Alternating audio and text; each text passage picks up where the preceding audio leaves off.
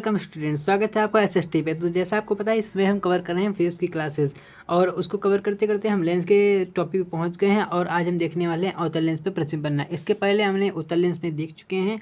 अगर आपने वो वीडियो नहीं देखी तो डिस्क्रिप्शन उसका लिंक दिया हुआ है, आप वहाँ से जाके देख सकते हैं। और अगर आप इस चैनल पर नए हो तो आपको सब्सक्राइब करना है। अगर आपको वीडियो पसंद आ जाए तो आपको लाइक कर देना है, अपने आप दोस्तों के साथ शेयर जरूर कीजिएगा। तो आइए देख लेते हैं हम आज का टॉपिक। तो स्टूडेंट्स, जैसा कि आपको पता है कि अगर हम किसी भी लेंस या दर्पण पर प्रतिबिंब बना सकते हैं तो उसमें हम क्या देखते हैं, उसमें कुछ कंडीशंस लागू होती हैं।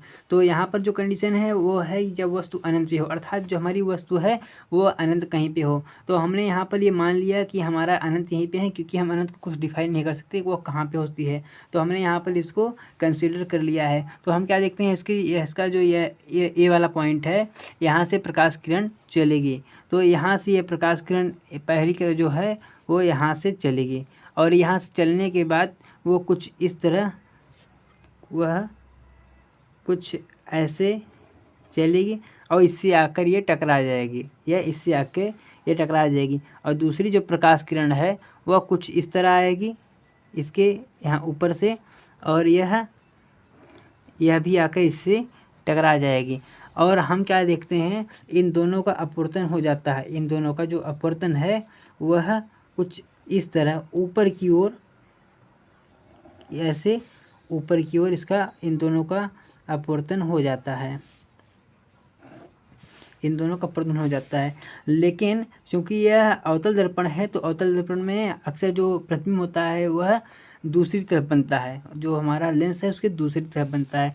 तो अगर हम इसको पीछे की तरफ बढ़ाएं, अगर हम ये जो है इसको हम आभासी रूप में अगर हम पीछे की तरफ बढ़ाएं तो हमें क्या मिलता है, हम देखते हैं कि अगर हम यह किरण भी, ये जो दूसरी किरण है इसको भी अगर हम पीछे की तरफ बढ़ाएं तो वह दोनों किसी एक बिंदु पर मिलती हुई सी प्रतीत होती हैं। यह किसी एक निश्चित बिंदु पर मिलती हुई प्रतीत होती हैं, जो कि हमारा F2 होता है। यह हमारा F2 है। जो हमारा F1 है वह यहाँ कहीं होगा, यहाँ कहीं हमारा F1 है और यहाँ हमारा 2F1 है। तो इससे हमें क्या चला पता कि जब वस्तु अनंत पे होती है तो उसका जो प्रतिबिंब है, जो अनंत पे स्थित है उसका प्रतिबिंब है वह F2 पे, यानी वह द्वितीय फोकस पे आती है। तो इस चीज़ को हमें लिख भी लेना है। आप ये भी देखिए, सॉरी हमने यहाँ पर प्रतिबिंब तो बनाया ही नहीं। तो जो हमारा ये इसमें प्रतिबिंब बनने वाला है वह कुछ यहाँ पर ये बनने वाला है, वह कुछ यहाँ पर कुछ इस तरीके से ये बनने वाला है। ये हमारा प्रतिबिंब हो गया, जो कि इसमें सीधा बनेगा। ये आपका A' और ये आपका B'। तो कुछ इस तरीके से हमारा प्रतिबिंब बन जाता है। अब इस चीज़ों को हमको लिख भी लेनी है कि ये सारी चीज़ें कैसे बनी। तो हम क्या देखते हैं, जब वस्तु अनंत पे हो तो उसका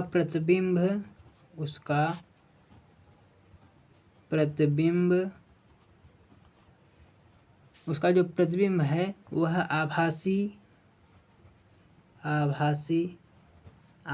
प्रतिबिंब और वास्तविक प्रतिबिंब को हमने पिछली वीडियोज़ में देखा हुआ है।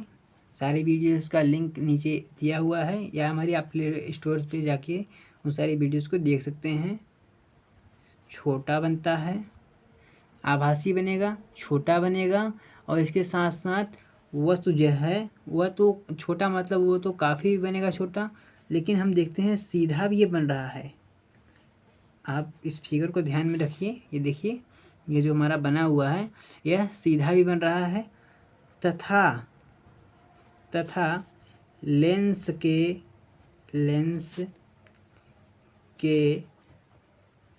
द्वितीय फोकस पर बनता है। तो ये लेंस के द्वितीय फोकस पर बन रहा हुआ है। तो इसके बाद जो हमारी कंडीशन होती है हम अब उसको देखने वाले हैं। तो उसके बाद की जो हमारी कंडीशन है वो क्या है कि जब वस्तु अनंत तथा प्रकाशित केंद्र के बीच हो। कहाँ हो, जब हमारी ये वस्तु है, जो ये वस्तु है ये अनंत पे हो। तो अनंत को हम उसको डिफाइन नहीं कर सकते, तो एक बार फिर से उसको हमें मानना ही पड़ेगा।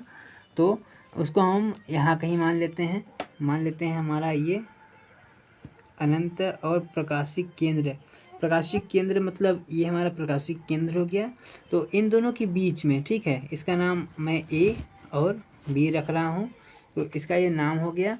तो अब हम क्या देखते हैं कि इसका जो ये ए सिरा है, यहाँ से प्रकाश किरण कुछ इस प्रकार से कुछ ऐसे सीधी आएगी और यहाँ आके टकराएगी, यह सीधी आ रही है।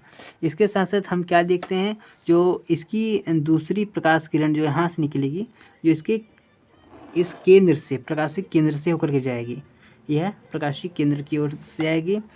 तो हमने क्या देखा है अब तक, जब ये कोई किरण यहाँ पे आती है अवतल दर्पण में, तो उसका जो होता है अपवर्तन, वह कुछ इधर की तरफ हो जाता है। कहाँ? कुछ बाहर की तरफ हो जाता है। क्योंकि यह अवतल दर्पण है, तो इसको जब हम पीछे की तरफ बढ़ाते हैं तो हमें क्या मिलता है, यह दोनों किरण, यह जो किरण इधर आई है आपके प्रकाशिक केंद्र की ओर, और यह जो पीछे की तरफ बढ़ाई गई है, यह किसी एक बिंदु पर एक दूसरे से मिल रहे हैं, यानी काट रहे हैं। तो ये जहाँ काट रहे हैं, यहीं पर ये अत्यधिक छोटा सा यह वस्तु का प्रतिबिंब बनाएंगे, जो कि आपका ए डैश और बी डैश होगा। तो आपने फिगर देखा ये कैसे कैसे बना है। ये हमारी वस्तु है जहाँ से प्रकाश किरण चली, इससे टकराई, और दूसरी प्रकाश किरण इससे जो आपका ये सी है यहाँ से गई, लेकिन इसको पीछे बढ़ाने पर ये किसी बिंदु पर मिल रही है। जहाँ ये मिल रही है वहाँ पर ही इसका प्रतिबिंब होगा। तो अब हम इसको लिख भी लेते हैं कि यह किस प्रकार से बना हुआ है। तो हम लिखेंगे कि हो तो प्रतिबिंब इसका वस्तु से छोटा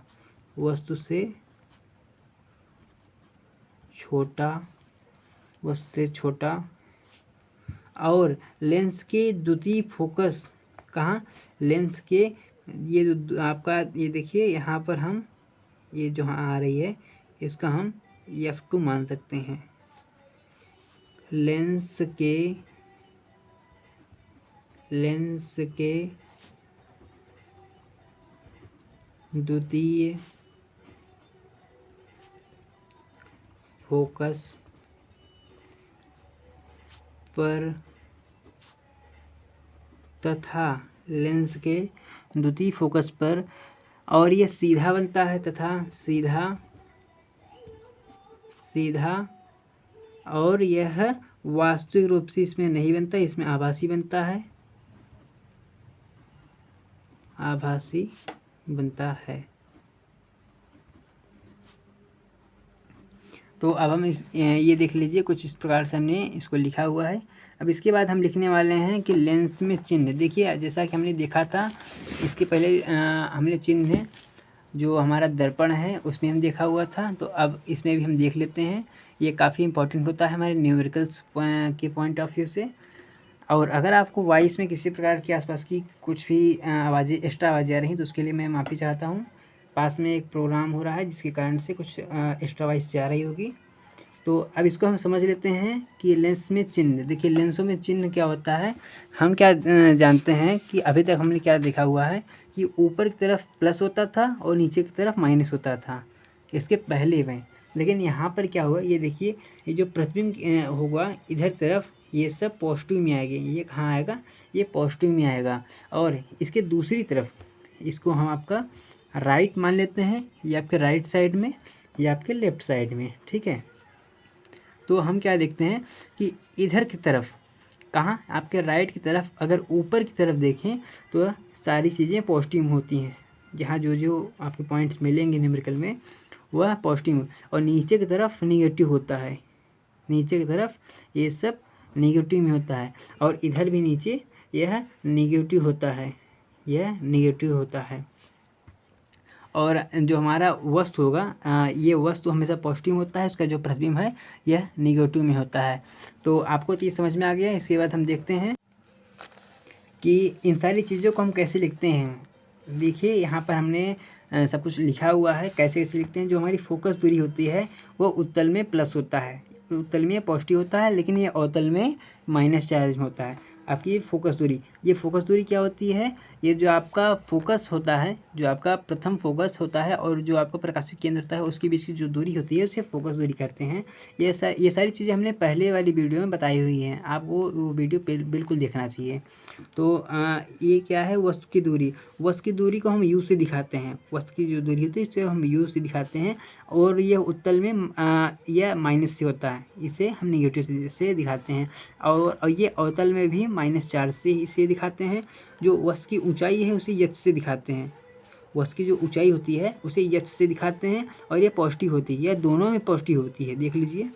लेकिन जो आपकी वस्तु की वास्तविक प्रतिबिंब की जो दूरी है, जो आपकी प्रतिबिंब वास्तविक होती है आपके, यानी उत्तल दर्पण की बात हो रही है, देखिए आपके उत्तल में ये पॉजिटिव होती है। और अवतल में क्या होता है, अवतल में तो जो प्रतिबिंब है वो वास्तविक वो बनता ही नहीं, तो यहाँ पर इसके लिए कुछ डिस्कस ही नहीं हुआ, अर्थात ये खाली है, ये वाला पॉइंट खाली है।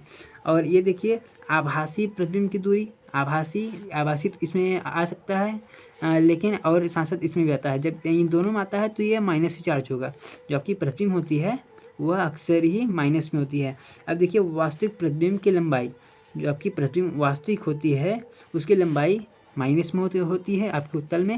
लेकिन अवतल में जो आपकी होती है यह वास्तविक रूप से बनती नहीं, ये हमेशा आभासी बनती है। जब वास्तविक बनती नहीं है तो उसका जो चार्ज है उसकी कोई बात ही नहीं होती। तो अब हम लास्ट देख लेते हैं कि आभासी प्रतिबिंब की लंबाई कैसी। आभासी प्रतिबिंब जो लंबाई होती है यह दोनों में प्लस होती है, चाहे वो आपकी उत्तल की बात हो चाहे अवतल की बात हो। तो आई होप स्टूडेंट्स आपको ये सारी चीज़ें बहुत ही अच्छे से समझ में आ गई हो। आपको ये इसका एक स्क्रीनशॉट ले लेना चाहिए, हम आपके लिए काफ़ी ज़्यादा मेहनत कर रहे हैं। तो ठीक है स्टूडेंट्स, आज के लिए बस इतना ही। हम आपको मिलते हैं किसी नए वीडियो में किसी नए टॉपिक के साथ और मज़ेदार टॉपिक के साथ। आप अगर इस चैनल पर नए हैं तो आपको सब्सक्राइब करना है, बने आप दोस्तों के साथ शेयर जरूर कीजिएगा, लाइक करना बिल्कुल ना भूलिएगा। जय हिंद, जय भारत।